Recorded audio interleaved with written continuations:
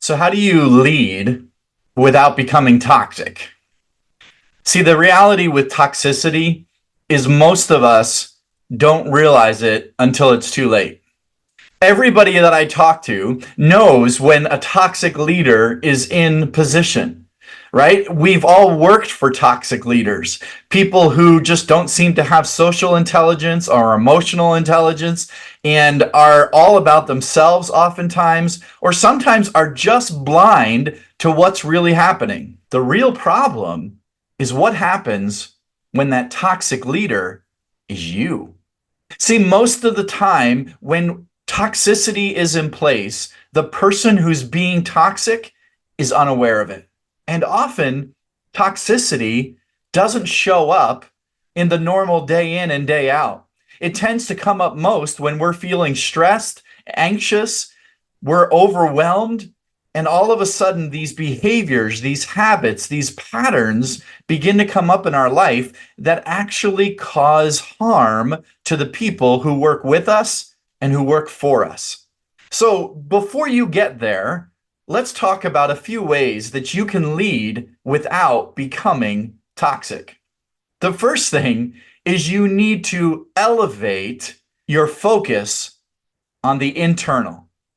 So much of our life as leaders is focused on the external. It's focused on the return on investments, the KPIs, our performance as leaders. But what happens is if you don't spend as much or actually more time building up the resilience, the emotional health, and the self-awareness and self-care on the inside, you won't be leading for long. And if you are, you won't be leading effectively for long. And so we've got to, number one, focus on the internal health of the leader.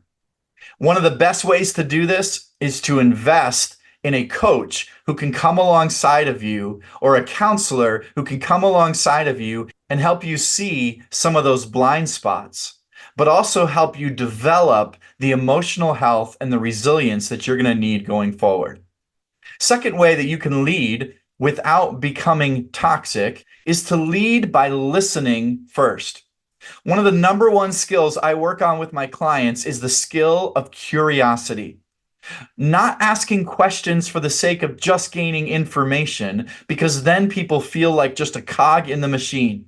But if you learn to lead by listening first, you're going to discover the passions, the concerns, the fears of the people who work with you and for you.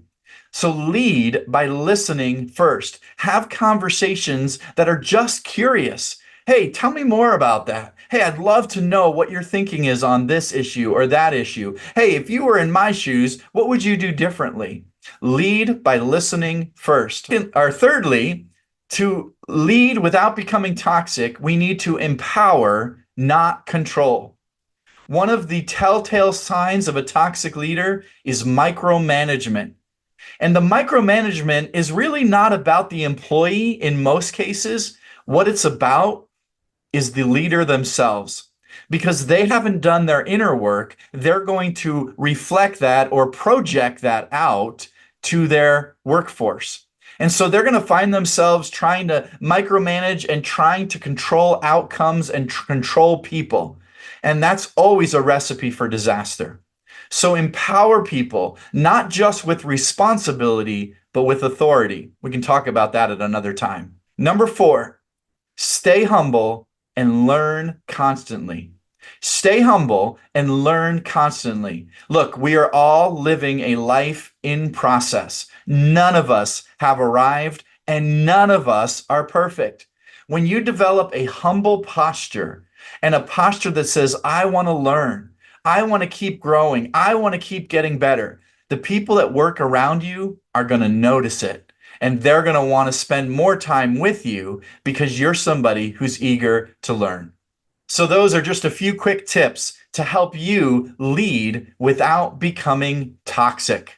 I'd love to continue the conversation, so join me over at jasonstonehouse.com, jasonstonehouse.com. I've got a bunch of free resources, including how to avoid burning out and how to overcome those fears that tend to derail our confidence and destroy our success.